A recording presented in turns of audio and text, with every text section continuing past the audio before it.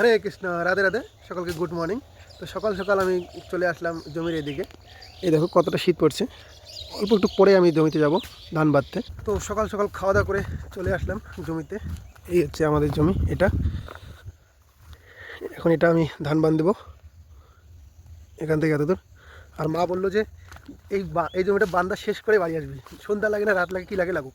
তো যাই হোক, দেখা যাক কতক্ষণ লাগে আমার এই ধান বান্ধায় এই জমিটা। গাইস, ধান বান্ধা শুরু করে দিয়েছি। এই দেখো, একটা দুটো তিনটা পাই বাঁধতেছি। আর এই দেখো তোমাদের দেখাই, এই দেখো ইঁদুরের বাচ্চা।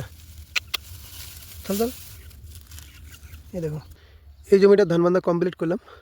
এই দেখো, এবার আরেকটা জমি আছে ওইদিকে। এবার ওই জমিতে যাব, ওই জমি গিয়ে ধান বান্ধা শুরু করবো আবারও। তো আমি এই জমিতে চলে আসলাম, আর এসে দেখছি বাবা ধান বান্ধা শুরু করে দিয়েছে।